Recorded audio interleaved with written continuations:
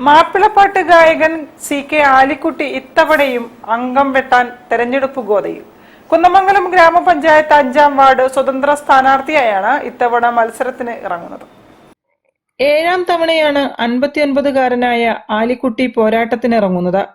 കുന്നമംഗലത്തെ ശക്തരായ നേതാക്കൾക്കെതിരെയാണ് മുൻപും മത്സരിച്ചത്.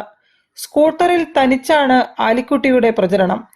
ഫുട്ബോൾ, കണ്ണട, തോണി എന്നീ ചിഹ്നങ്ങളിൽ മത്സരിച്ച ആലിക്കുട്ടിക്ക് ഇത്തവണ ചിഹ്നം ടെലിവിഷനാണ്.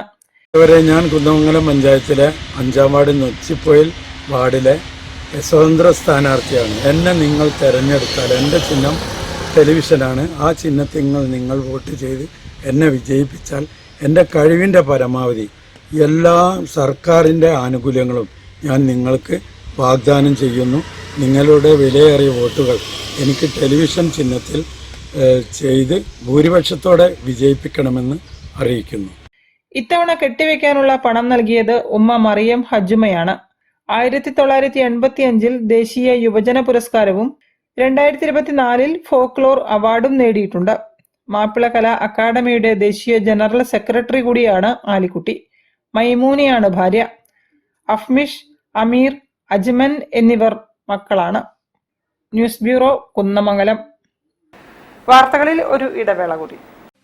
ക്യാൻസറിനെതിരെ പൊരുതാനായി കാലിക്കറ്റ് സിറ്റി സർവീസ് സഹകരണ ബാങ്കും MVR ക്യാൻസർ സെന്ററും സംയുക്തമായി അവതരിപ്പിക്കുന്ന ക്യാൻസർ ചികിത്സാ സഹായ പദ്ധതിയാണ് മാസ് കെയർ.